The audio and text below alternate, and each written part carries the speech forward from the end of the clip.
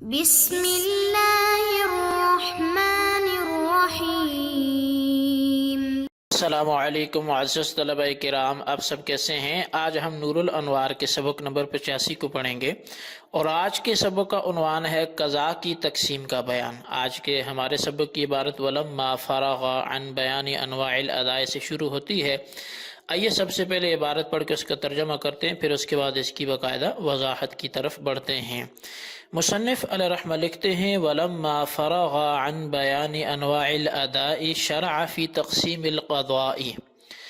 اور مصنف جب اقسام ادا کے بیان سے فارغ ہو گئے تو قضاء کی تقسیم شروع فرمائی۔ فقال وَالْقَضَاءُ أَنْوَاعٌ أَيْضًا، تو فرمایا کہ قضاء کی بھی قسمیں ہیں، بمثل معقول وبمثل غیر معقول وما هو فی معنى الاداء۔ پہلی قسم ہے مثل معقول، دوسری ہے مثل غیر معقول، اور تیسری ہے وہ جو ادا کے معنی میں ہو۔ وفی هذا التقسیم ایضا مسامحۃ، اور اس تقسیم میں بھی مسامحت ہے۔ فکأنہ قیل والقضاء انواع قضاء وحد، تو گویا کہ کہا گیا کہ اور قضاء کی بھی چند قسمیں ہیں، قضاء محض، وہو اما بمثل معقول او بمثل غیر معقول وقضاء فی معنی الاداء، اور وہ مثل معقول ہو یا مثل غیر معقول ہو، اور ایسی قضاء جو ادا کے معنی میں ہو۔ ویونا بالقضاء المحض ما لا یکون فیہ معنی الاداء اصلا لا حقیقتا ولا حکما، اور قضاء محض سے مراد لیا جاتا ہے وہ کہ جس میں معنی ادا بالکل نہ ہو، نہ حقیقتاً ہو اور نہ ہی حکماً ہو۔ وبما ہوا فی معنی الاداء ان یکون بخلافہ، اور وہ جو معنی ادا میں ہو یعنی ادا کے معنی میں ہو وہ یہ ہے کہ جو اس کے برخلاف ہو۔ والمراد بالمثل المعقول ان تدرک مماثلته بالعقل مع قطع النظر عن الشرع، اور مثل معقول سے مراد یہ ہے کہ جس کی مماثلت کا عقل سے ادراک کیا جا سکے شرع کی طرف قطع نظر کے۔ وبغیر المعقول الا تدرک المماثلۃ الا شرعا ويكون العقل قاصرا عن درک کیفیته لا ان العقل يناقضه، اور بغیر مثل معقول جو ہے اس سے مراد یہ ہے کہ جس کی مماثلت کا ادراک صرف شرعاً کیا جا سکے اور عقل اس کی کیفیت کے ادراک سے قاصر ہو، نہ یہ کہ عقل اس کے متناقض ہو۔ وَهَذَا الْقَضَاءُ لَا بُدَّ فِيهِ مِنْ سَبَبٍ جَدِيدٍ بِالِاتِّفَاقِ، اور اس قضاء کے لیے سبب جدید کا ہونا بالاتفاق ضروری ہے۔ وَإِنَّمَا الْخِلَافُ فِي الْقَضَاءِ بِمِثْلِ مَعْقُولٍ، اور بہرحال جو اختلاف ہے وہ مثل معقول کے ساتھ قضاء میں ہے۔ کالصوم للصوم، جیسے کہ روزے کی قضاء روزہ ہے۔ وہذا نظیر للقضاء بمثل معقول، یہ مثال جو ہے وہ مثل معقول کی قضاء کی ہے۔ ای کا قضاء الصوم للصوم فانہ امر معقول، یعنی کہ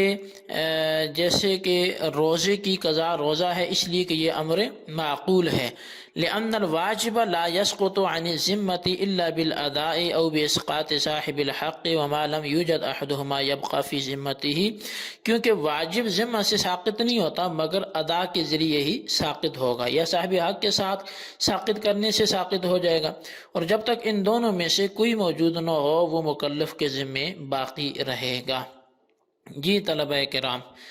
یہ ہمارے آج کے سبق کی عبارت اور اس کا ترجمہ تھا۔ اب آئیے اس کی باقاعدہ وضاحت کی طرف بڑھتے ہیں۔ مصنف علیہ رحمہ نے اقسام ادا کے بیان سے فارغ ہو کر قضاء کی تقسیم شروع فرمائی۔ چونکہ ادا کا ذکر چل رہا تھا، ادا میں جو اختلافات تھے یا سبب جدید کی ضرورت تھی نہیں تھی، جو بھی تفصیل تھی وہ ہم نے گزشتہ اسباق میں بخوبی بیان کر لی اور سماعت بھی کر لی، سمجھ لی۔ تو اب جو ہے وہ قضاء کی اقسام کی طرف ہم چلتے ہیں۔ قضاء کی جو ہے مصنف علیہ رحمہ نے 3 قسمیں بیان فرمائی۔ فرمایا کہ پہلی قسم جو ہے وہ قضاء بمثل معقول ہے، اور دوسری قسم جو ہے وہ قضاء بمثل غیر معقول ہے، اور تیسری جو قضا کی قسم ہے وہ قضا فی معنی الادا ہے۔ اب شارح نور الانوار نے کہا یعنی نور الانوار جو کتاب ہے ان کے مصنف نے جو منار کے شارح ہیں انہوں نے کہا کہ ادا کی تقسیم اس طرح کرنا یہ بھی مسامحت ہے، یعنی قضا کی تقسیم اس طرح کرنا جیسا کہ ادا کی تقسیم میں انہوں نے بولا تھا مصنف سے تسامح ہوا ہے، اور ہم نے وہاں وضاحت کی تھی کہ تسامح سے کیا مراد ہوتا ہے کہ جب کسی بڑے کی طرف غلطی کی نسبت ہو جائے تو اس کو مسامحت تسامح وغیرہ بولتے ہیں۔ تو اب صاحب نور الانوار فرماتے ہیں کہ ادا کی تقسیم کی طرح اس تقسیم میں بھی مصنف سے ماتن سے تسامح ہوا ہے، مسامحت ہے اس تقسیم میں، کیونکہ ایک تقسیم کے اقسام کے درمیان تقابل کا ہونا شرط ہوتا ہے، حالانکہ قضا کی قسموں کے درمیان تقابل نہیں ہے، اس لیے کہ وہ قضا جو ادا کے معنی میں ہے وہ دو حال سے خالی نہیں ہے، یا تو اس کا ادراک عقل کے ذریعے ممکن ہوگا یا اس کا ادراک عقل کے ذریعے ممکن نہیں ہوگا۔ اگر تو اول ہے، یعنی اگر اس کا ادراک عقل کے ذریعے ممکن ہو تو قضا کی پہلی قسم یعنی مثل معقول میں داخل ہے، اور اگر ثانی ہے یعنی اگر اس کا ادراک عقل کے ذریعے ممکن نہ ہو تو دوسری قسم یعنی مثل غیر معقول میں داخل ہے۔ پس جب وہ قضا جو ادا کے معنی میں ہے قضا کی کسی ایک قسم میں داخل ہے تو ان دونوں کے درمیان تقابل نہیں ہوگا۔ اب بہتر یہ تھا کہ مصنف یوں فرماتے کہ قضا کی دو قسمیں ہیں، ایک ہے قضائے محض اور دوسری ہے قضا فی معنی الادا، اور پھر وہ قضائے محض کی دو قسمیں بیان فرماتے کہ ایک ہے مثل معقول اور دوسری قسم ہے مثل غیر معقول۔ اس صورت میں یہ دو تقسیمیں ہوں گی اور ہر ایک تقسیم کے اقسام کے درمیان تقابل ثابت ہو جائے گا۔ قضائے محض سے مراد یہ ہے کہ اس میں ادا کے معنی بالکل نہ ہو، نہ حقیقتاً ہو اور نہ حکماً ہو، اور قضا فی معنی الادا سے مراد یہ ہے کہ اس میں ادا کے معنی موجود ہوں۔ قضا بمثل معقول سے مراد یہ ہے کہ بغیر شرع کے عقل کے ذریعے اس کی مماثلت کا ادراک کیا جا سکتا ہو، اور قضا بمثل غیر معقول سے مراد یہ ہے کہ بغیر شرع کے عقل کے ذریعے اس کی مماثلت کا ادراک نہ کیا جا سکتا ہو، اور عقل اس کی کیفیت معلوم کرنے سے قاصر ہو۔ ایسا نہیں ہے کہ عقل اس کی مماثلت کی نفی کرتی ہو اور یہ فیصلہ کرتی ہو کہ قضا واجب کے مماثل نہیں ہے، کیونکہ عقل بھی حجت شرعیہ ہے اور شریعت کی حجتوں میں باہمی تناقض نہیں ہوتا۔ ملا جیون علیہ رحمہ یعنی صاحب نور الانوار یہ شارح منار نے کہا کہ قضا بمثل غیر معقول کے لیے بالاتفاق سبب ادا کے علاوہ ایک نئے سبب کا ہونا ضروری ہے، اور رہا ہمارے اور عام اصحاب شوافع رحمہم اللہ تعالی کے درمیان جو اختلاف ہے تو وہ قضا بمثل معقول کے سبب میں ہے، یعنی وہ جو اختلاف ہے ہمارا وہ قضا بمثل معقول کے سبب میں ہے، اور پھر کالصوم للصوم سے یہاں قضا بمثل معقول کی مثال کو بیان کیا کہ روزے کی قضا روزہ ہے، اور روزے کی قضا روزہ کو قرار دینا ایک امر معقول ہے، کیونکہ